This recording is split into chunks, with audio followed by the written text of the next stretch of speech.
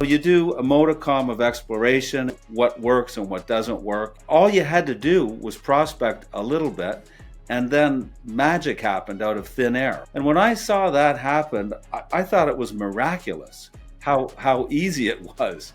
And then all you had to do was scale that process.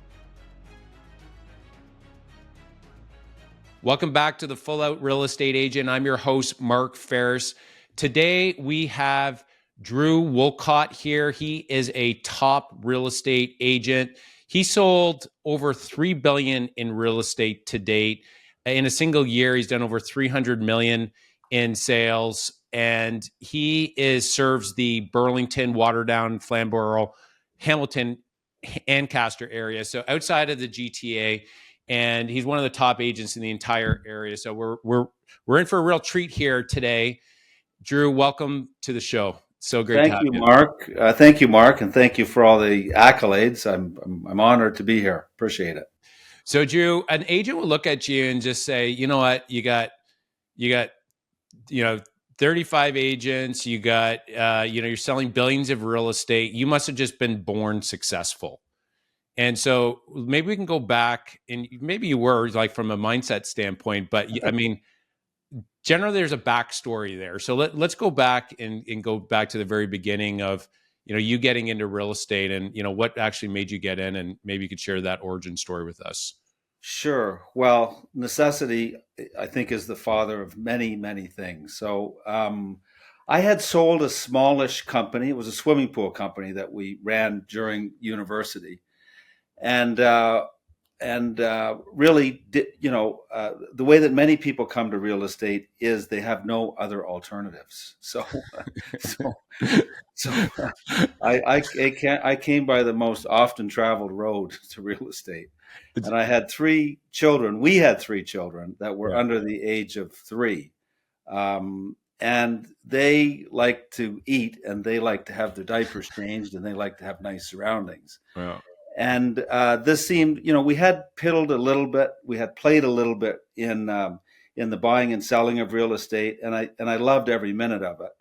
But what really helped me start was the motivation to keep everybody in food and clothing. And the things. And I don't think this has changed a lot in real estate. The things that needed to be done in real estate, 30 years ago, are pretty much the same things that need to be done now. But I had a massive motivator behind me to get those things done and to do them consistently. Like, quite honestly, if I didn't succeed in real estate, I mean, I didn't know what the heck was going to happen. So, that will give you all the energy you need to prospect. And that's really where it started for me, was prospecting. So you do a modicum of exploration into what works and what doesn't work. And now it's all so readily available on the internet. Mm-hmm. And back then, there were various coaching materials that every real estate office had kind of sitting on a shelf in the form of videos and books. But really, all you had to do was prospect a little bit, and then magic happened out of thin air. You would come across a client. They, for some bizarre reason or another, would trust you with their business, mainly because you paid the requisite amount of attention to them. And then you would have these checks. Back then they were very small, but you'd have a check come out of thin air. And when I saw that happen, I thought it was miraculous how easy it was. And then all you had to do was scale that process. So, so early on, I can talk forever, or I can stop whenever you want me to. Well, Drew, just on that part, yeah. I resonate with your story so much. Yeah. And there's genius in the simplicity and how you put it. But it's so true. Yeah. I think there's a lot of agents that, and I've been guilty of this in the past, and overcomplicating it. Mm-hmm. But going back to your motivator, just putting food on the table, that's exactly my story as well. Yeah. And it was like, it came out of necessity. And what you said as well, like, you don't have anything else to do. And, I got put on waivers as a hockey player, Yeah. And it was like, okay, what am I going to do now? And I liked real estate investing. I thought, what better way to learn about real estate than become an agent? And I'm living at her parents' house, like not working. I'm like, Yeah.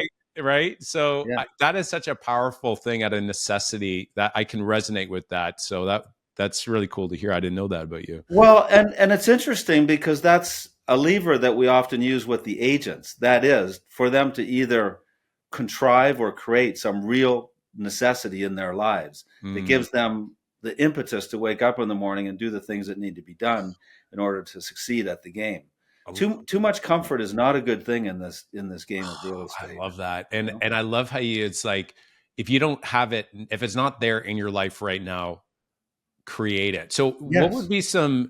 what do you think would be some ideas? Okay, an agent, maybe they're comfortable right now. What are some things that maybe you've seen your agents do or seen through the years, maybe with other agents, that they've maybe intentionally created a, strong motivation that they now have to be successful? Well, one thing that seems to be a prerequisite to be a real estate agent is to be able to spend. So if they Yeah, spend, that creates the need to do right. transactions, and that's actually some people do that conscientiously. I have a great friend. I won't mention his name, but when he got comfortable, he would go and spend what to him was a lot of money on whatever. And that would get him right back into the game. Once he got complacent, that would get him right back into the game. Now, he did manage to spend himself into bankruptcy 3 times by that method. But he seemed to always bail himself out of it. Oh, that so, but And you might know who I'm talking about, but well, anyway. he pulled through though, didn't he? He He did. figured it He out did. and he's He did. successful now. Yeah. I Yeah. think like, Yeah. okay, so we fast forward in the story. He became success. He stayed Yeah. successful, which is great.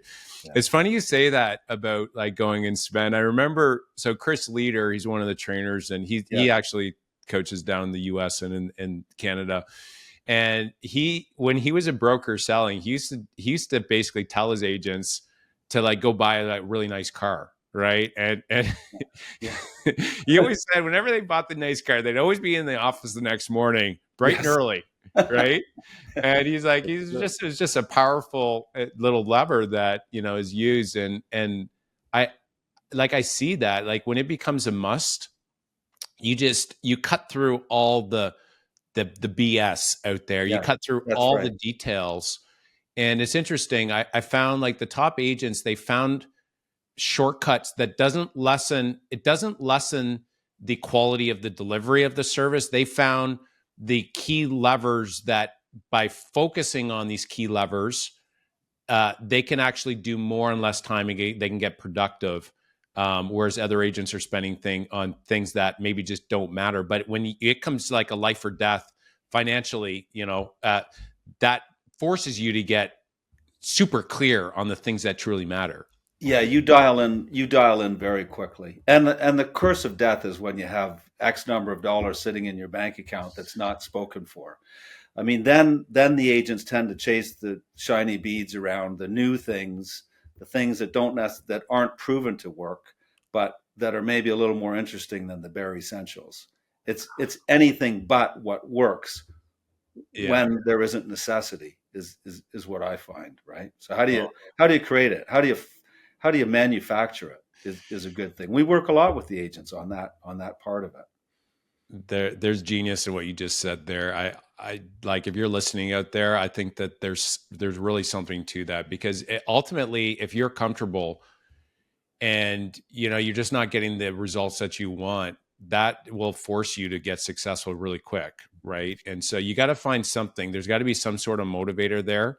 Maybe you got to help somebody financially because they're going to get hurt, Yes. right?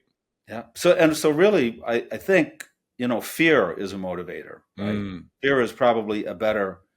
I mean, it's a stick, but yeah. a stick, unfortunately, is often a better motivator than a carrot.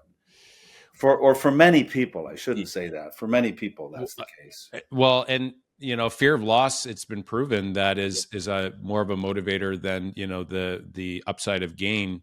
So that's been proven out for sure across the board. And it's interesting, Drew, that most top producers, they really boil down to it, like fear of not being successful is like really strong in them. Darren Hardy talks a lot about this. Mhm. He talks about, like, for him, it was like this fear of failure. And a lot of his, successful friends and ones that I've talked with as well, it's the same thing. It's just like, I cannot fail. Like the thought of failing is just like, it eats you up inside. And that's what forces you to get out and do the massive action. And it's crazy. It doesn't matter how successful one is, that type of character. I mean, that fear is there like every morning and every night and almost every minute of the day. I mean, it seems like a tragic way to live your life, but it's the reality of it. Yeah. And it doesn't matter how successful you are. That's true. And I think that's another thing, that then for the agents, that when you're listening to this, you look at a guy like Drew, it's like, oh, selling billions of real estate, like, must be nice. But, you get a certain point where financially maybe you're fine. But I don't know about you, Drew, but if I see like a bad review come through, or like a client wasn't served well, like that fear of your reputation getting tarnished is like, it's a huge driver. And I'm still like, I'm hardcore on that. It's like, you built so many years, you built your reputation, and the thought that it somehow could be tarnished, it like, you tap into something deeper there. Absolutely. And you do whatever is necessary to fix it real quick. Yeah, it's the mother moving the car with adrenaline, right? Yeah. Is what happens in all of those situations. It's a version of it. Yeah. Oh man, Drew, I could probably talk to you the whole podcast about that. Really great insights there. And I'd say like that's a foundational piece that all real estate agents, I think, need to get right first as a strong foundation in order to have the proper fuel to muscle your way through the hard, because there's lots of hard, especially today. So I'm glad we talked about that. Now, are there any habits or maybe routines that, either yourself or you've seen top real estate agents within your team, or maybe just, you've seen that on the marketplace, like the ones that are successful? Are there any things that they're doing on a regular basis, habits and routines, that is helping them be successful? Well, I mean, you must have the habit of prospecting, and you must have the habit of cold prospecting. So you must have the habit of cold prospecting. You must have the habit of warm prospecting. It seems that those dishes are best served in the morning, like they're best digested in the morning. But there's no secret to that. I mean, we can go through the minutia of that. I'm happy to do that. But to me, it's much more about, what do you have to do to yourself to be in a position to be able to do that consistently and with intensity every single working day, or better every single day? What kind of a person do you have to become to be able to accomplish that mammoth task? And that's where it gets complicated. I mean, do you have a goal that's inspiring enough to pull you through the drudgery in every pursuit? I mean, you can take sports. I mean, Michael Jordan was the most practiced athlete on the planet, and the best athlete on the planet in his day. I mean, there's no coincidence. But what drives him to that level of practice when he's already better than everybody else? So he has some sort of a vision, I suppose. I mean, I'm just guessing at this, of who he wants to be and what he wants it to look like. And then, what does he need to do for mindset? What does he need to do to get himself into the mode so that he can, do the hard work of becoming the best at his trade craft day in and day out? And that's where I think the real work is. My son has a phenomenal coach, and he wasn't getting the results and it's not me. He's in real estate. He's in real estate. So he runs the sales staff here, and he wasn't getting the results that he wanted to get. And his coach put him to task and said, you're just not doing the things that I asked you to do. And he was, to some embarrassment, I mean, we were going to fire the coach, but to his own embarrassment, he agreed that he just hadn't done those things. But then he realized it was because he wasn't the man that he needed to be in order to do those things. Mm. So for example, he does not like running at all, but I think he's run 6 or 7 marathons in the last 6 months. He realized, short story, he had to get up at 5 in the morning. He had to eat properly. That bespeaks you have to sleep properly. That bespeaks you have to think clearly about certain things. And that enabled him to do the work in the mornings that he needed to do to be the leader that he needed to be for his sales team, right? Mm. So it's all very simple stuff on the face of it, but there's a little deeper, I don't know, a little deeper ethic in behind these things that gets you there. Yeah. The identity part and who do you need to become is such a powerful principle that is often overlooked. So it's an interesting thing that when you see we'll say a priest, okay, they're Yeah, at church, they walk out and there's a fight going on. yeah, They're not going to like egg them on and say, yeah, fight, yeah, fight. yeah, Because of who they are, yeah, they are going to try and break up that fight, right? yeah. A firefighter, they view themselves as a protector, right? Hmm. Hmm. It's just who they are. They're going to run into the fire whether they're on duty or not on duty. They're going to do that without even thinking, because Absolutely. Yeah, that's who they are. That's their identity.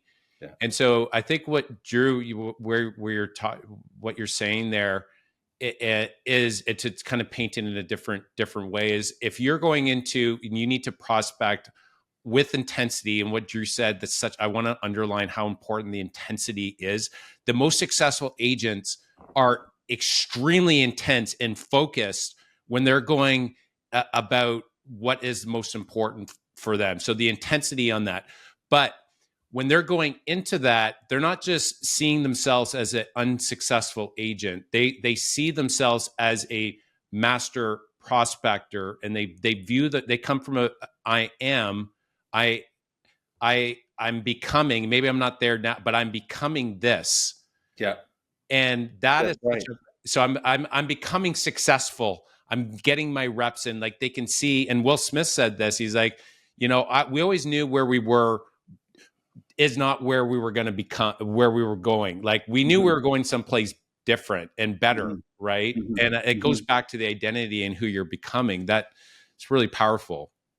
If you can get a glimpse of your greater self, sometimes it can pull you into it. I had a when I first got into real estate. I haven't thought about this in a while. When I first got into real estate, there were all these people that were, a little older than myself, and they were in suits, and they were prospecting, and they were doing things that I thought were basically grotesque. And I was complaining to a friend of mine about how how icky all of that was. They're calling people and disturbing them, etc. Yeah.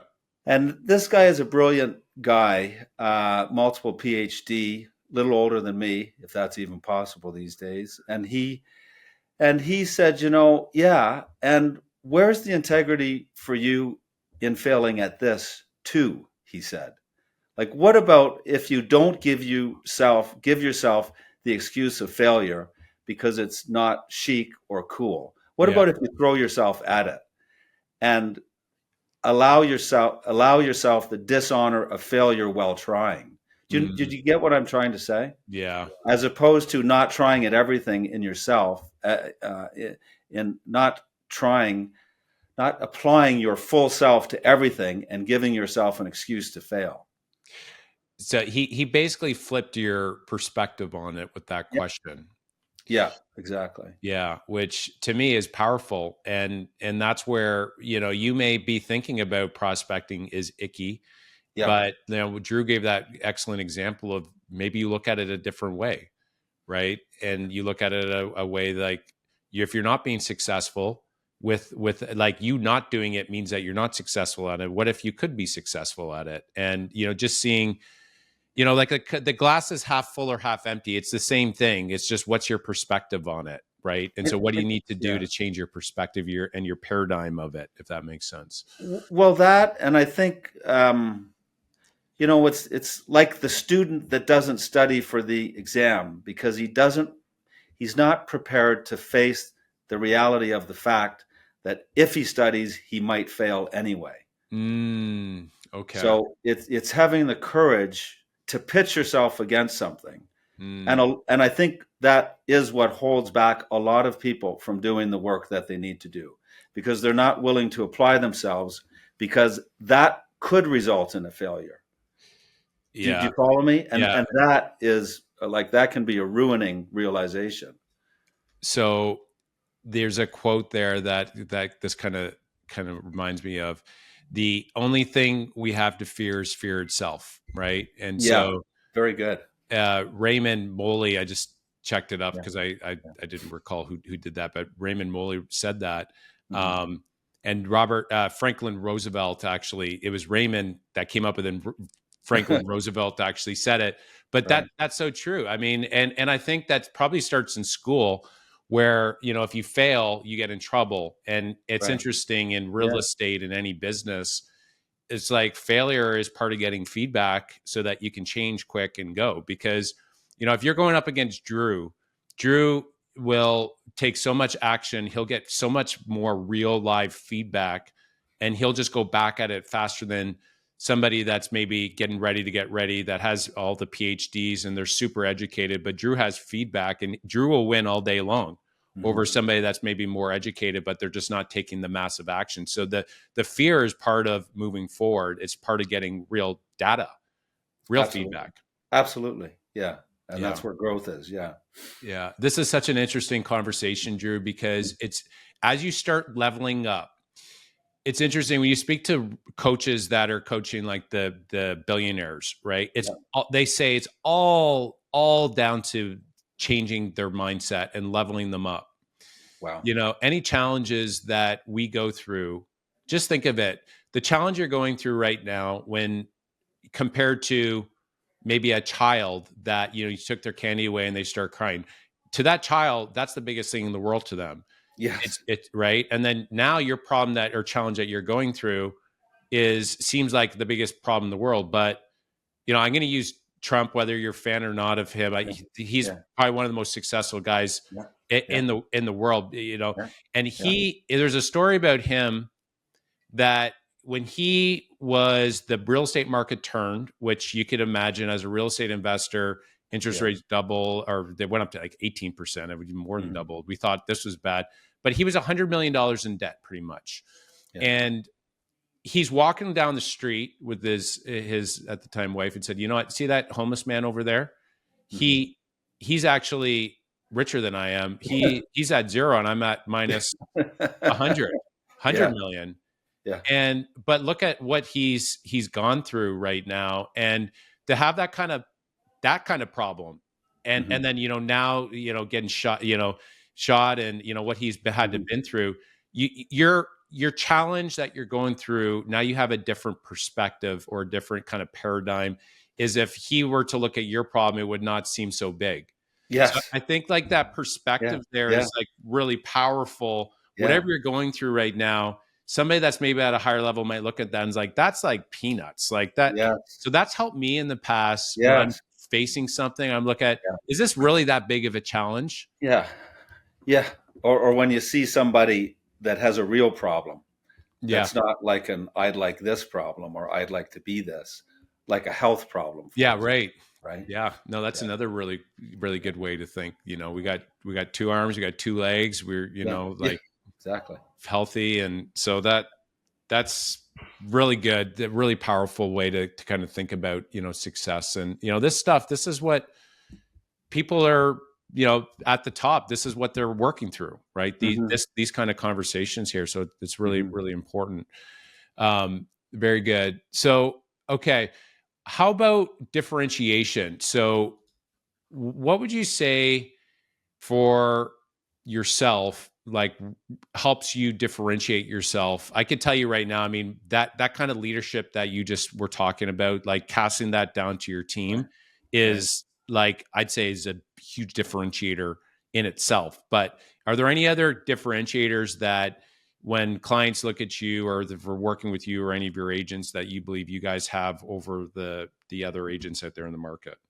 Well, I mean, this answer doesn't have hard edges on it. It's a little soft, but it is a kind of an ethic that runs through what we do, what we've tried to do. Like, it'll sound a little trite, but it's kind of a single-minded obsession with, for lack of a better way of putting it, like playing the long game. Okay. So, I mean, from the start, I wasn't trying to sell a house. I was trying to build a real estate business. I was trying to build something that had some permanence and something that I was proud of, and something that, frankly, would, survive my time here on the earth. So, when you do that, it informs a lot of things.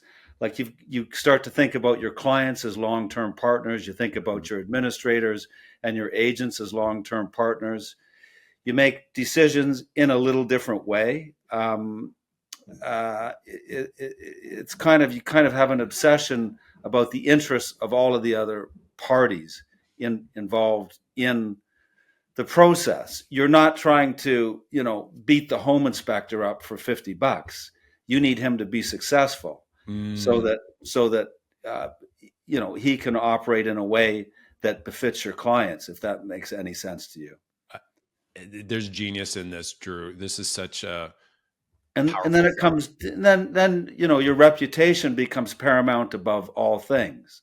And your reputation is what? It's how people perceive you. It's what you have done for them.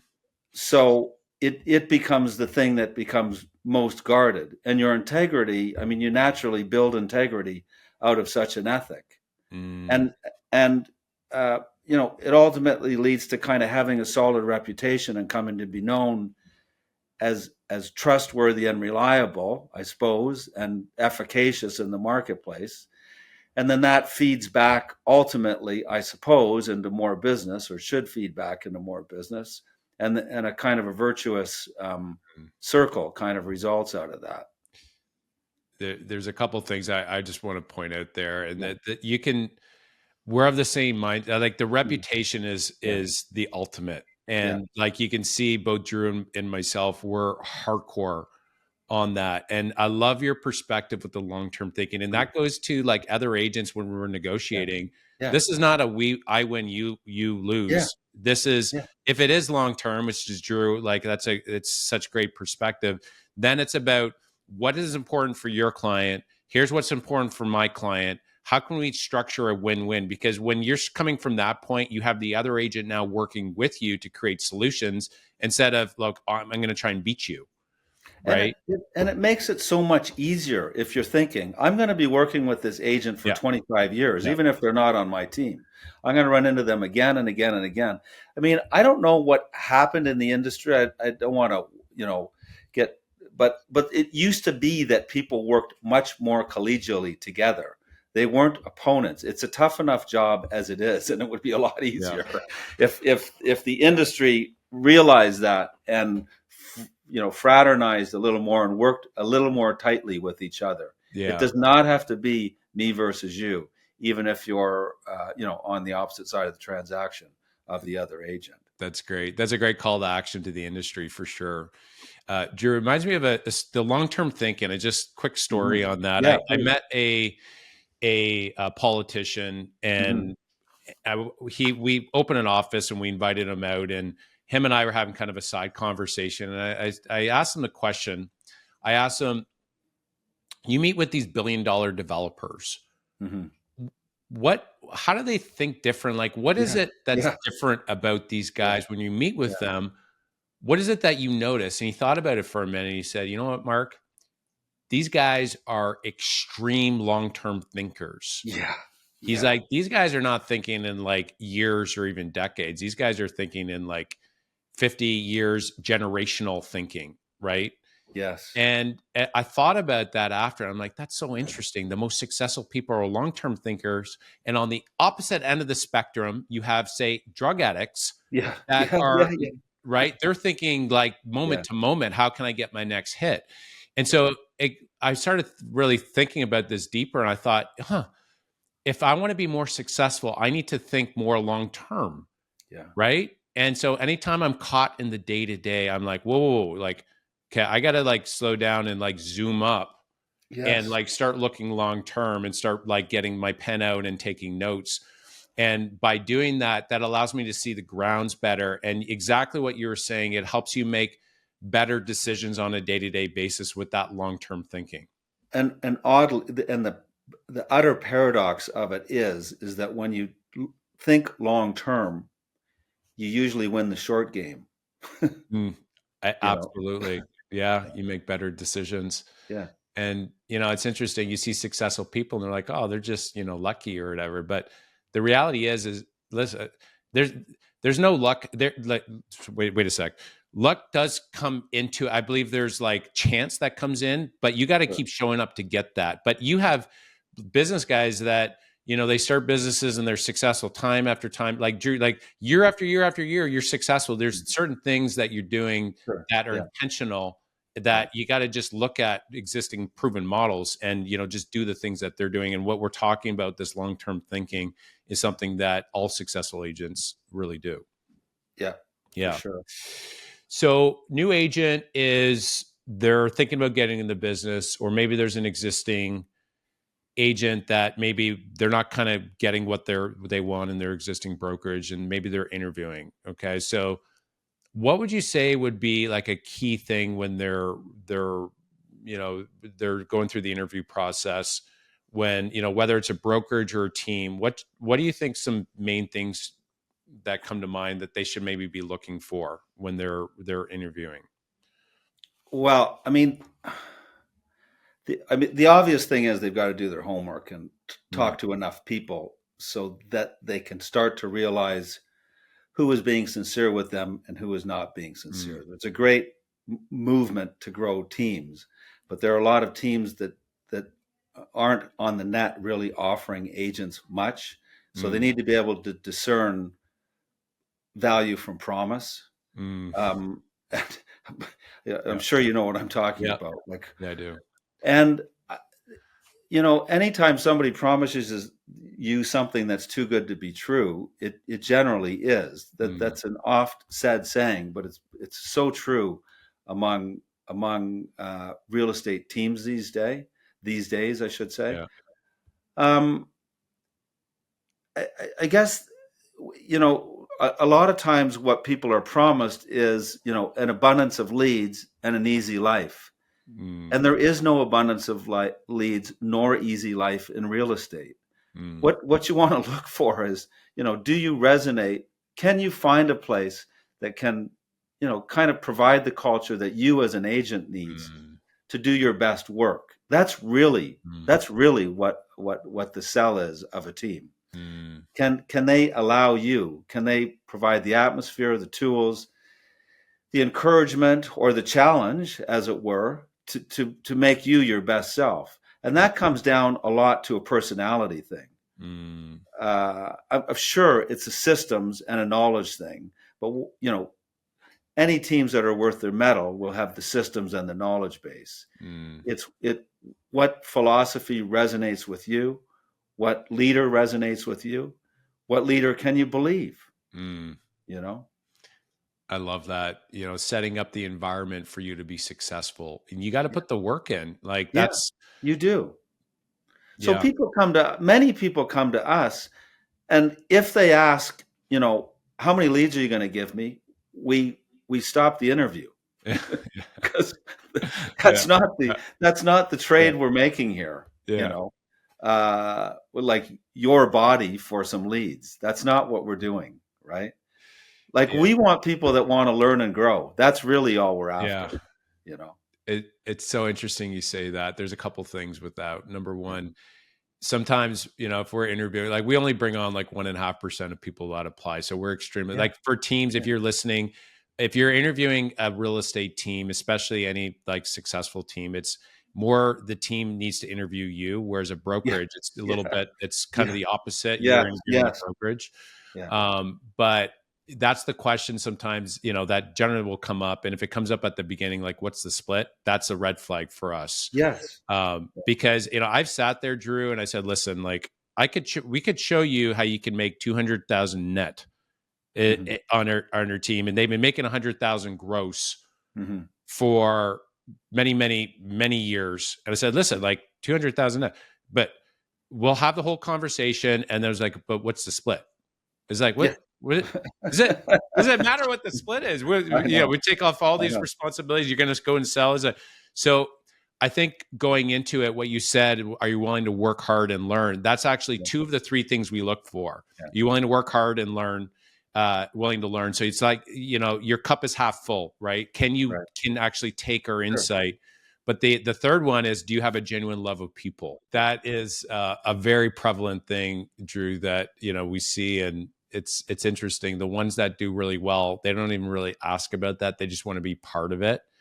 And they become so sold on us, which makes them, I believe, a great salesperson needs 50% of their success is believing in what it is that they're selling, right? Which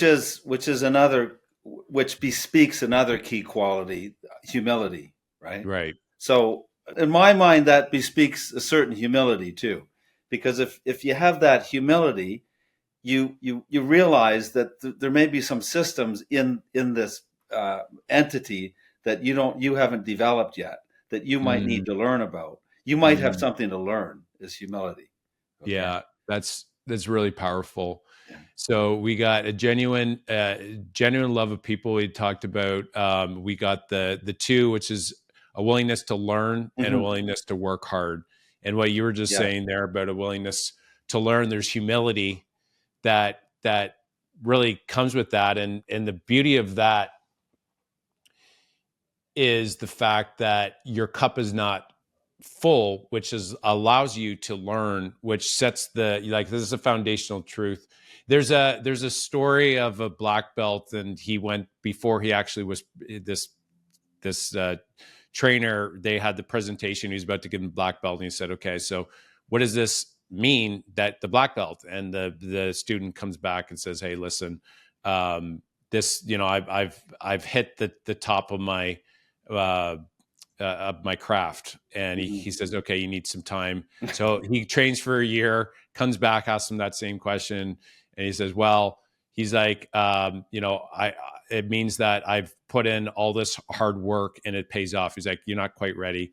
And then the third year, after that year of training, he comes back and says, "What does this mean to you?" And he says, "This is the beginning of my training." Yes, exactly. And, that story, I think, paints the picture so well that the ones that remain at the top, the ones that remain at the top are the ones that have a beginner's mindset, a learner's mindset, a curious mindset, and a humility mindset that, Drew, you had mentioned there as well. So powerful. Like our top agent signs up for every bit of training that we have and goes in there like an 11-year-old elementary student, eyes, wide agape, and takes all the medicine that is given in every training session, and then succeeds year in, year out. Like, it's bizarre how that happens. Yeah. And sometimes you can't get the new person to attend that training session.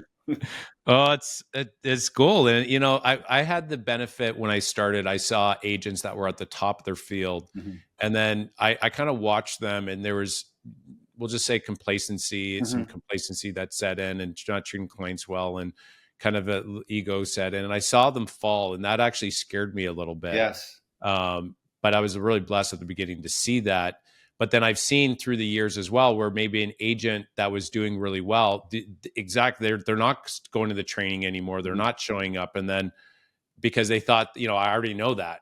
But it's the reminders of the basics and the fundamentals that keeps you sharp, keeps you doing the things that actually got you the top in the first place. Pride goeth before the fall. Isn't that the saying? Oh, it's gold. Yeah. That's so true. Yeah. Solomon there. So, yeah. Okay. So marketing, I'd say you're probably one of the strongest marketers in Ontario. Let's call it in North America. Do you have any marketing advice for the listeners when it comes to, there's lead generation, but then there's marketing and branding and whatnot? Well, I'm more on the branding side. My daughter, Justine, who's the general manager, is much more, and that's her training, is much more on the lead gen side. So, I mean, but I can speak to all of it really. Yeah. I'll generalize if I can. I think that you've got to start micro. So by that, what do I mean by that? If you can't afford to do, the village, then do the neighborhood. If you can't do the neighborhood, then do the street. But become the number one element in that street, because all of the spoils go to number one. 90% of the spoils go to number one, and the other 10% are split among all of the other agents. And you can think of that across mediums. So, I mean, if you can't afford to do, for example, buses and billboards, do 1.5x the number of billboards and 0 buses, because it's a certain sentimentality that will react to the billboards, in my opinion. And this is a bit of a generalization, but not overly so. And you will receive all of the calls that would have gone to billboards. And if you take and spend half of that money on buses, you'll receive none of either, if you follow me. I do.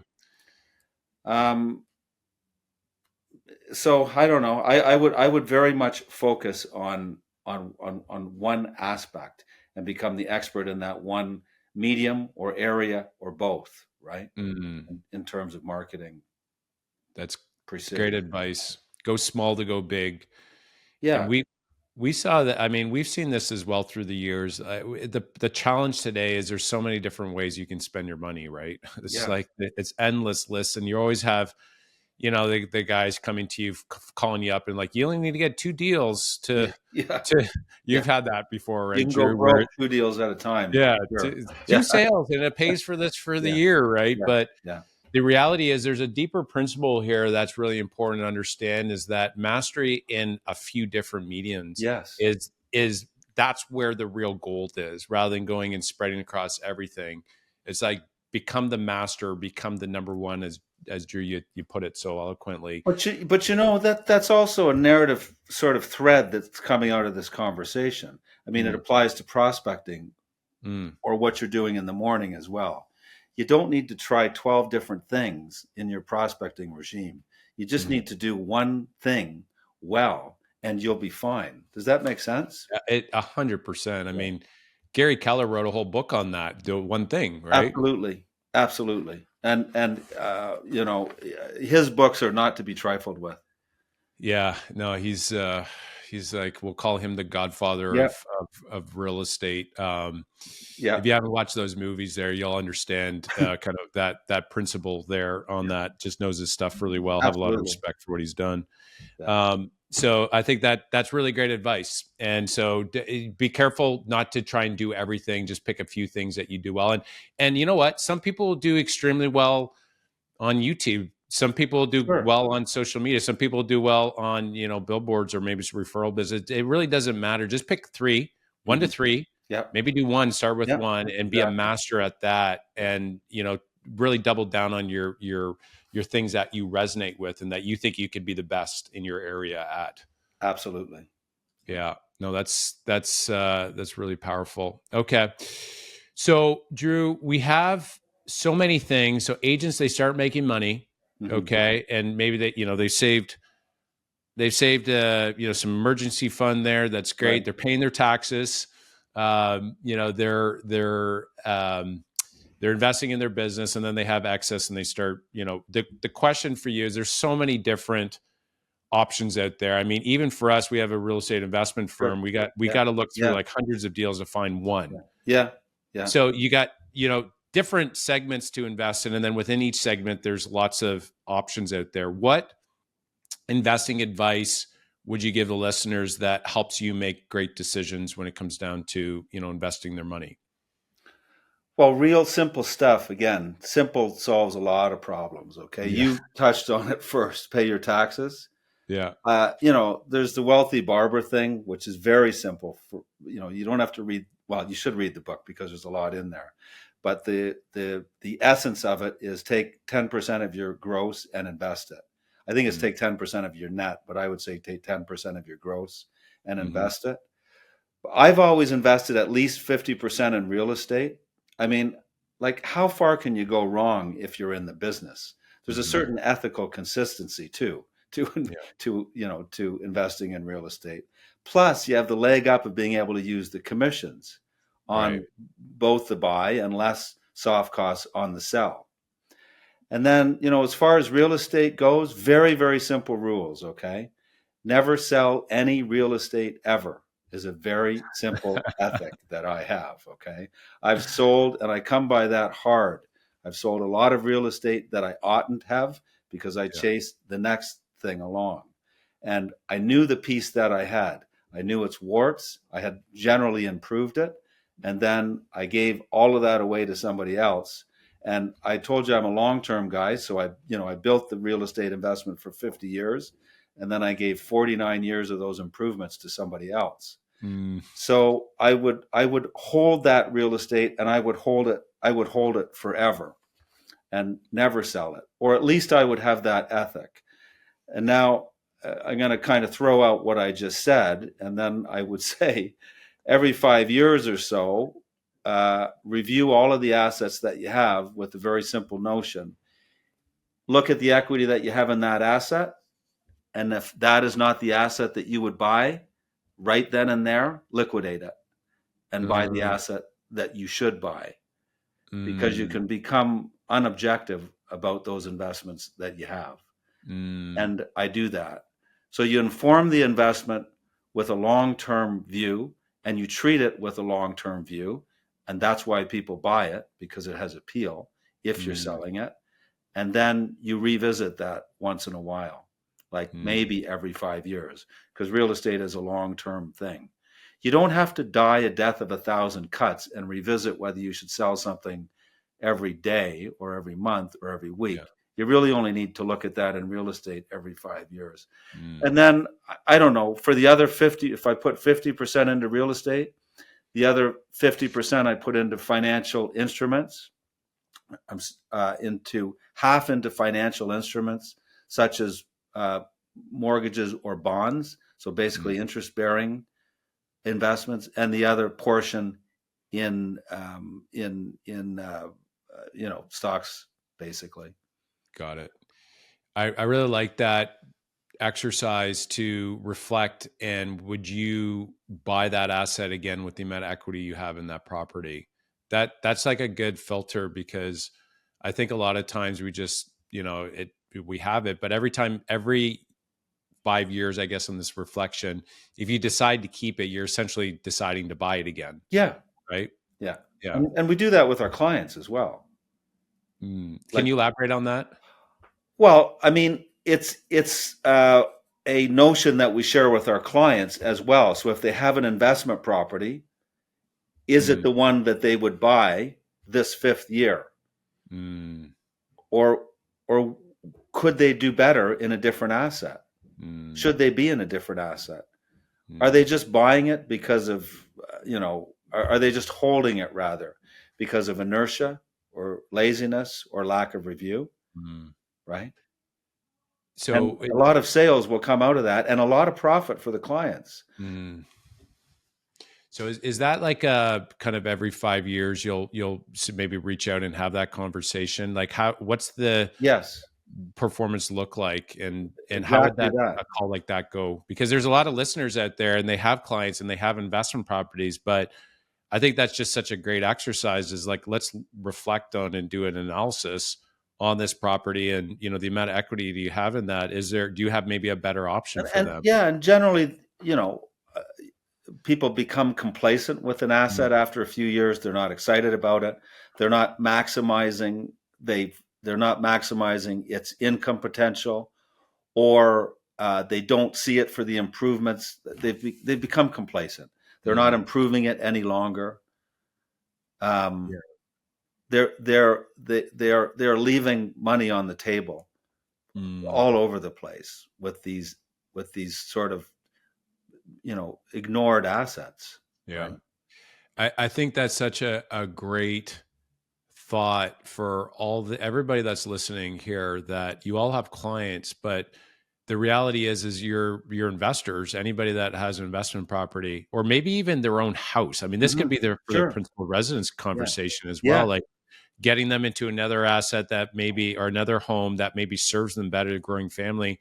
And through the years, I've seen agents, and I've done it as well, where you just call them up and say, "Hey, listen, there's this property that came up over here. I know this is why it's good to be intentional to understand what's going on in their lives, to collect dots. We call it like collecting dots and connecting them. Yes. But that proactive phone call, when that happens, the really important thing is it can't be wish-washy. It needs to be very intentional Yeah.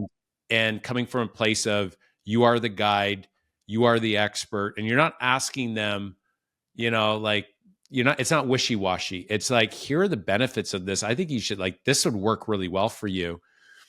And like clients, they want to be led, like as an investor, right? You want to be told, like, this is actually much better. Like, and here are the numbers to back it up. Absolutely. Yeah, you just can't be calling them periodically and asking them for commission. Like, Yeah. it doesn't work. Okay. They see that a mile away. Yeah. You've got to call them with their interests at heart, truly with their interests at heart. Yeah, that's so good. And, there's a book called The Blue Ocean Strategy, where you're creating business out of, thin air. And in that case, a lot of agents are like, there's no business, but meanwhile, they have all their clients that own investment properties, and maybe they're not in the right properties. Maybe they need to, sell, and you maybe have a better option for them, and they can redeploy and get a better return. And they want a guide. They want somebody to tell them, just like when you go to a restaurant. When I say, like, what do you recommend? I don't want them to come back and say, well, what do you like? I'm like, I know what I like. I'd love for you to tell me what's like the top 1 and 2. Like the chicken parmesan. It's like grandma's secret recipe. The chicken's thick, and the steak is the second one. That's my husband's favorite, and my favorite is the chicken parmesan. That's phenomenal. I'm like, I want to be sold. You want to be sold, and you don't even know how badly. I'll tell you a story that just happened to my wife and I last month. And I'm in real estate. Okay. It shows you the value of a real estate agent. We just bought something out of country, and we had settled on something that we wanted to buy out of country, but we didn't act on it for about 8 months. So we just let it languish till, of course, somebody smarter than us came along and bought it. And I think we didn't buy that because we maybe thought that it was out of our budget. However, we called the agent that had it listed, and she said, I don't think that's really what you want. What you want is what I have. And I'm going to call the seller, and I'm going to go over there. Are you around for 20 minutes? I'm going to go over to their house, and I'm going to I'll FaceTime you through the property. And it was like 1.3x of the first one, or 1.4x of the first one, that we didn't think we should buy because it was too expensive. And she walked us through it and said, this is the thing you should buy. And that night we put an offer in on it and bought it. But I mean, we would not have gotten over ourselves. We would still be sitting, and we're ecstatic that we bought it. It's crazy, the power of a real estate agent. And people don't get the amount of, like, it's actually a terrifying power, because you have to do right by people when you realize how powerful your magic wand is. And this goes back to, it's so important to really believe in what it is you're selling. So, your company and yourself, but also the product. Your job is the bridge. Like, you are the bridge. Like, bring the client over. They're scared. They're fearful. They're not in the business. They don't know what you know. And if you can bring them across and do it in a way that is best serving, like what Drew was saying there, they'll love you. And you probably love that agent. And the referrals, I'm sure you're going to send referrals there to them, right? Absolutely. I already have. Yeah. I already have. Like, I want my friends to be down there with me. Yeah. Right? I already have. She's already done very, very well. Oh man, there's so many gold nuggets in this talk here, Drew. Really, really great. I could keep talking to you for many hours. So, but we're looking to wrap this up here. So, last part is a rapid fire. So I have 3 questions here for you. Ready for them? Yeah. First one is, what's your favorite book? The book that's made the biggest impact in your life? Well, it's not got anything to do with real estate. It's the short stories of Somerset Maugham. Okay, what's that about? Well, this is just an 18th century British author that, opened up the world for me. and I was always fascinated with his command of the English language. Okay. And I would just read some of his short stories, and you'll understand what I'm talking about. I mean, real estate books would have to be the E-Myth or anything written by Gary Keller, as we referred to. Yeah. Right. Well, that speaks to that first book you suggested actually speaks to like that. That's one thing I noticed. You're very eloquent with your speaking there. So I think that's a good one to check out. I haven't heard that one yet. So next question. What are 3 words that best describe you? Persistent, persistent, and persistent. Yeah. Well, that's a superpower in this industry. It says a lot. Yeah. And what final advice would you give the listeners, maybe that are just starting out in real estate? What last piece of advice would you give? Well, you got to do all the research that you can before you form your game plan. And I don't know, you've probably had this experience. I have a few people now that I kind of mentor sorry about that. I have a few people now that I mentor that have nothing to do with my team, but have just reached out. They're starting their own teams or whatever. And, I'll give them everything, my whole playbook, inside and out, every spreadsheet I have, I do give it to them. So reach out and ask people. They want to help you. These people, you don't have to create the wheel in real estate. It was created long before I got into it, and it hasn't changed much. So just reach out and get the technology from other people and then implement it. Yeah. That's great advice. I remember when I first started, like when the big dogs came in, when the big agents came in, it was like, oh, hey, did you hear that they were in today? They walked through here and you see them walking through and it's like, this is like the NHL superstar. And the reality is these guys will talk to you, right? If you stop and ask them a question, they won't bite. They do want to help because they were exactly where you were, absolutely, not where you are right now. And anybody that knows anything about anything will realize that in order to retain something, you've got to give it away. Yeah, that's good. That's so true. The best way of learning is to teach it. So great advice there.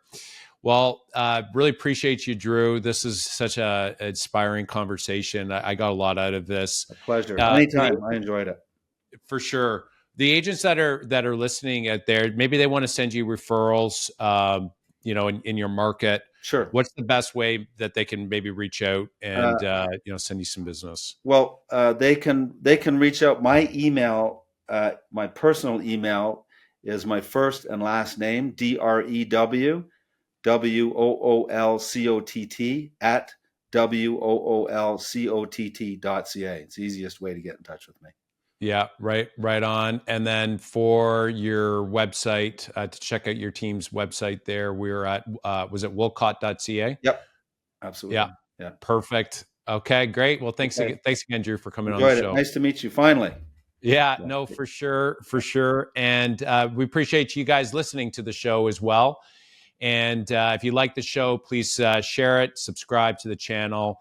And looking forward to the next conversation with the next top producer here. I love you guys and keep on going full out.